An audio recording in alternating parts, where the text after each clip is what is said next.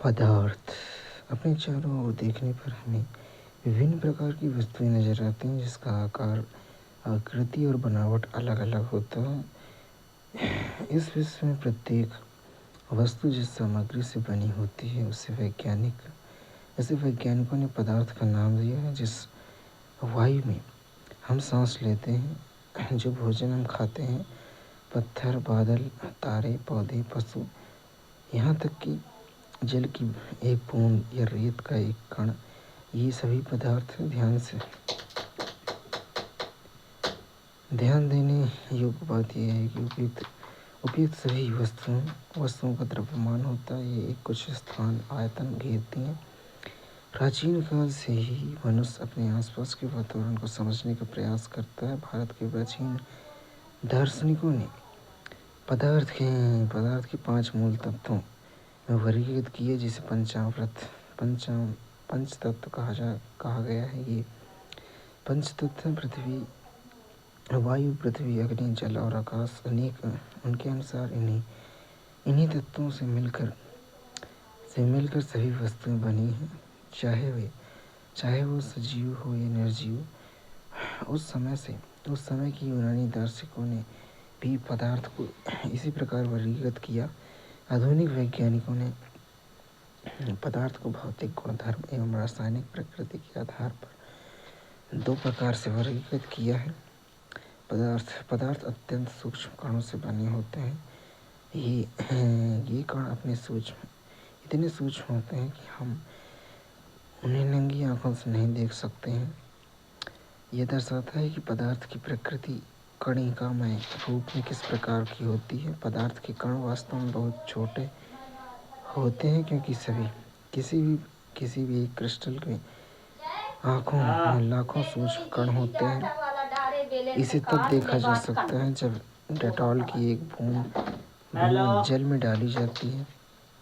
पदार्थ के कण के अभिलक्षणिक गुण, कणों के बीच रिक्त स्थान, एक प्रकार के पदार्थ के कण दूसरे कण के मध्य स्थित स्थान में चले जाते हैं, जिससे यह पता चलता है कि पदार्थ के कणों के बीच पर्याप्त स्थान होता है। उदाहरण के लिए जब हम चाय, कॉफी या नींबू जल बनाते हैं तो एक प्रकार के पदार्थ के कण दूसरे कणों के मध्य स्थित रिक्त स्थान में चले जाते हैं।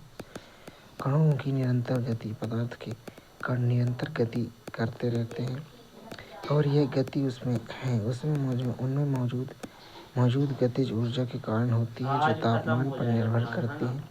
आकर्षण कर्म पदार्थ के कणों के बीच एक बल कार्य करता है, जो उन्हें एक साथ बांध कर रखता है। इस आकर्षण बल की शक्ति दूसरे प्रकार के पदार्थ में भिन्न होती है। पदार्थ की अवस्थाएं। अपने आसपास के पदार्थों को ध्यान से देखें, ये कितने प्रकार के हैं। हम पाते हैं कि पदार्थ की 3 अलग अलग अवस्थाएं होती हैं: ठोस, द्रव, गैस। पदार्थ की ये अवस्थाएं उनके कणों की विभिन्न विशेषताओं के कारण होती हैं। अब हम पदार्थ को 3 अवस्थाओं के गुणों का विस्तार से अध्ययन करेंगे। ठोस अवस्था। पदार्थ की एक अवस्था ठोस होती है। ठोस पदार्थ किसी अवस्था को प्रबल अंतर आणविक बलों के साथ बनाए रखता है, जो कणों को एक निश्चित स्थिति में रखता है। इसमें निश्चित आकार, स्पष्ट सीमाएं तथा स्थिर आयतन वाली नगण्य संपीड़ितता होती है। द्रव अवस्था। द्रवों का निश्चित आकार नहीं होता, बल्कि उनका आयतन निश्चित होता है। द्रवों में ठोसों की तुलना में दुर्बल अंतर आणविक बल होते हैं, जिससे वे प्रवाहशील रहते हैं। अगर इन्हें किसी बर्तन में रखा जाता है तो वह बर्तन का आकार लेते हैं। इसकी विसरण दर ठोसों की तुलना में अधिक होती है, क्योंकि द्रव के कण स्वतंत्र रूप से गति करते हैं और ठोसों की तुलना में एक दूसरे के बीच अधिक स्थान रखते हैं। द्रव में ठोस, द्रव और गैस तीनों का मिश्रण संभव है। गैसीय अवस्था। गैस का ना तो कोई निश्चित आकार होता है, ना ही कोई निश्चित आयतन। गैसों में अत्यंत दुर्बल अंतर आणविक बल होते हैं जिसमें वे बर्तन के पूरे आयतन को भरने के लिए फैल जाते हैं। इसकी उच्च संपीड़नता के कारण गैस से अधिक आयतन को कम आयतन में संपीड़ित किया जा सकता है। गैसों में कण व्यापक रूप से फैले होते हैं और दाब डाले हुए उच्च गति से विचरण करते हैं। पदार्थ की अवस्था में परिवर्तन को प्रभावित करने वाले कारक की बात करें। विचारणीय बिंदु के प्लाज्मा को पदार्थ की चौथी अवस्था माना जाता है जिसका दैनिक जीवन में अवलोकन किया जा सकता है। यह विचार करें कि भौतिक और रासायनिक गुणों की दृष्टि से प्लाज्मा गैस से किस तरह अलग है। पदार्थ की अवस्था में परिवर्तन को प्रभावित करने वाले कारण तापमान, द्रवीकरण। ठोस के तापमान को बढ़ाने पर उसके कणों की गतिज ऊर्जा बढ़ जाती है। गतिज ऊर्जा में वृद्धि होने के कारण कण अधिक तेजी से कंपन करने लगते हैं। ऊष्मा के द्वारा प्रदत्त की गई ऊर्जा कणों के बीच के आकर्षण बलों को पार कर लेती है और इस कारण से कण अपने नियत स्थान को छोड़ देते हैं, अधिक स्वतंत्र होकर गति करने लगते हैं। एक अवस्था ऐसी आती है जब ठोस पिघल कर द्रव में परिवर्तित हो जाते हैं। गलनांक। वायुमंडलीय दाब पर वह न्यूनतम तापमान जिस पर कोई ठोस पिघल कर तरल में परिवर्तित हो जाता है उसे उसका गलनांक कहते हैं। किसी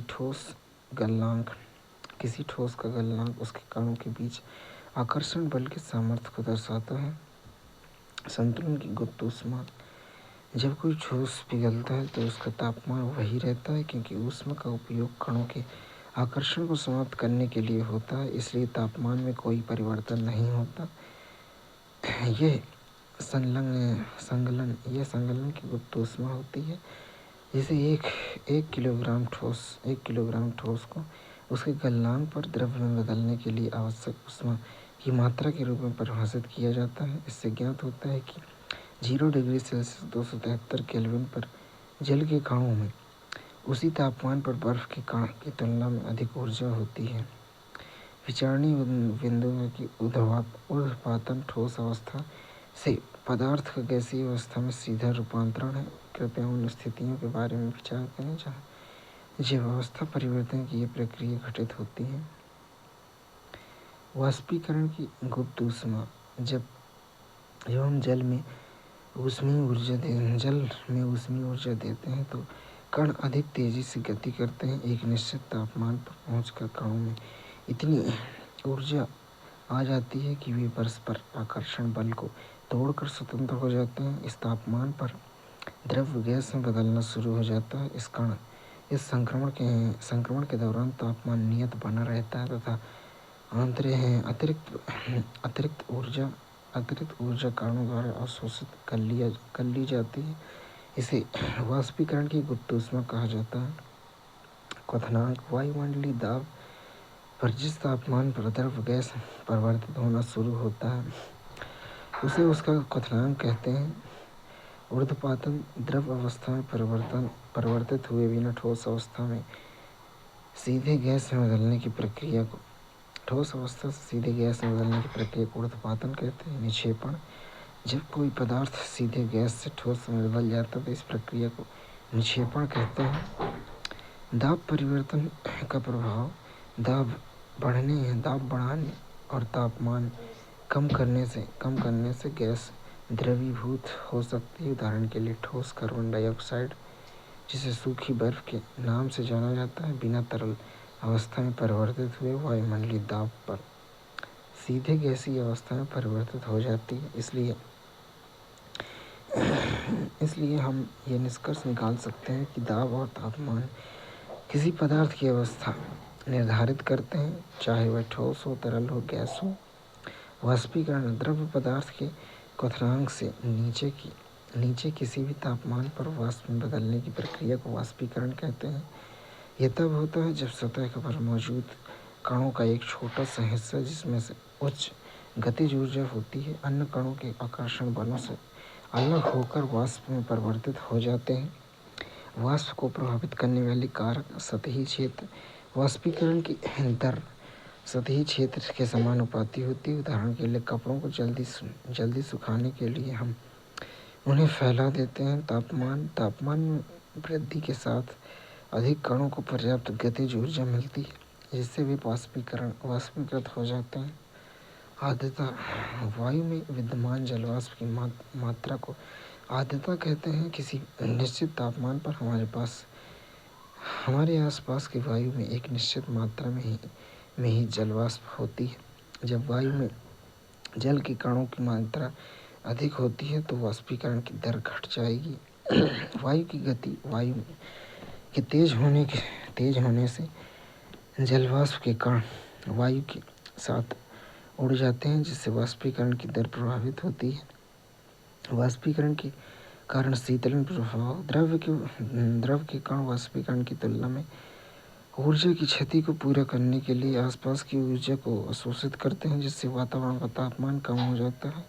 इसके कारण शीतलन प्रभाव होता है। इस शीतलन प्रभाव के उदाहरण इस प्रकार हैं, जिसमें गर्मी के दिनों में छतों या खुले क्षेत्रों पर जल छिड़कने से सतह ठंडी हो जाती है। ऐसा इसलिए होता है क्योंकि जल में वाष्पीकरण की उच्च गुप्त ऊष्मा होती है, और जैसे ही यह वाष्पित होता है तो गर्म सतह को प्रभावी रूप से ठंडा कर देता है।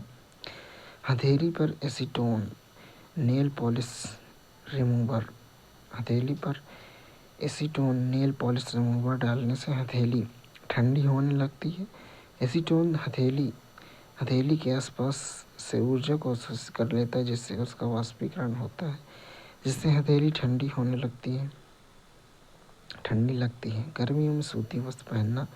सूती वस्त्र, जो अपने बेहतरीन जल अवशोषक संबंधी गुणों के लिए जाने जाते हैं, पसीने को सूखने और वायु के संपर्क में आने में मदद करते हैं, जिससे तेजी से वाष्पीकरण होता है और गर्मियों में शीतलन प्रभाव बढ़ता है। किसी बर्तन में हम बर्फ युक्त जल रखने और जल्दी ही बर्तन की बाहरी सतह पर हमें जल की बूंदें नजर आने लगती हैं। वायु में उपस्थित जलवाष्प की ऊर्जा ठंडे जल के संपर्क में आकर कम हो जाती है और ये द्रवावस्था में बदल जाती है, जो हमें जल की बूंदों के रूप में नजर आता है। संघनन, जलवाष्प का जल में रूपांतरण संघनन कहलाता है। संघनन ऊष्मा के ह्रास के कारण होता है। जब आर्द्र वायु को ठंडा किया जाता है तो यह एक ऐसे स्तर पर पहुंच जाती है जहां इसकी जलवाष्प धारण करने की क्षमता समाप्त हो जाती है। परिणाम स्वरूप अतिरिक्त जलवाष्प द्रव रूप में संघनित हो जाती है। हमारे आसपास के पदार्थों की शुद्धता, दूध, घी, मक्खन, नमक, मसाले, मिनरल वाटर या जूस जैसे उपभोग पदार्थ की शुद्धता का आकलन करते समय हम प्रायः उनकी पैकेजिंग पर शुद्ध शब्द देखते हैं, लेकिन वैज्ञानिक रूप में पदार्थ शुद्ध नहीं है, ये मिश्रण है। अर्थात उदाहरण के लिए दूध, जल, ऊष्मा, प्रोटीन, अन्य पदार्थों का मिश्रण एक या एक से अधिक शुद्ध तत्वों का यौगिक से मिलकर बना होता है। हम जानते हैं कि जल में घुले हुए सोडियम क्लोराइड को वाष्पीकरण या आसवन विधि द्वारा जल से पृथक किया जा सकता है। उदाहरण के लिए सोडियम क्लोराइड और चीनी को भौतिक क्रिया द्वारा उसमें रासायनिक घटकों से अलग किया जा सकता है, लेकिन शीतल पेय और मृदा को मिश्रण होने के कारण इसके घटकों को अलग किया जा सकता है। मिश्रण के प्रकार, मिश्रण बनाने वाले घटकों की प्रकृति के आधार पर हमारे पास विभिन्न प्रकार के मिश्रण हो सकते हैं। समांगी मिश्रण, यह एक ऐसा मिश्रण है जो संदर्भित करता है जिसमें मिश्रित घटक पूरे मिश्रण में समान रूप से वितरित होते हैं। उदाहरण के लिए जल में नमक। विसमांगी मिश्रण, इसमें मिश्रण के घटक पूरे मिश्रण के समान रूप से वितरित नहीं होते। उदाहरण के लिए सोडियम क्लोराइड और लोहे के बुरादे आदि का मिश्रण। विलयन एक समांगी मिश्रण होता है जो उसमें दो